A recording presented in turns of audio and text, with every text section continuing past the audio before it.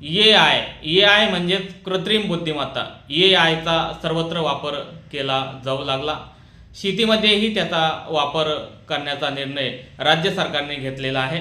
राज्यातील 1,00,000 शेतकऱ्यांच्या ऊसावर प्रयोग AI करणार आहे. त्यासाठी 500 कोटी रुपयाची तरतूद राज्य सरकारने केलेली आहे.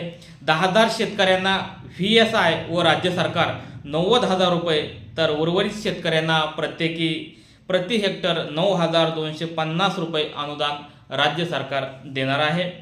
ज्या शेतकऱ्यांच्या ऊसावर AI प्रयोग करणार आहे त्या शेतकऱ्याकडे ठिबक सिंचन व बारमाही पाणी असणे गरजेचे आहे. ही यंत्रणा शेतकऱ्याकडे लावल्यानंतर त्यावर देखरेख ठेवण्यासाठी सहाय्यक कृषी अधिकारी यांना निर्देश देण्यात येणार आहेत. ऊसावर AIचा प्रयोग केल्यानंतर इतर पिकावरही येत्या कार्यकाळामध्ये AIचा प्रयोग करण्यात येणार आहे. AI शेतीसाठी फायद्याचं ठरणार असल्याचं यातून तरी दिसून येत आहे.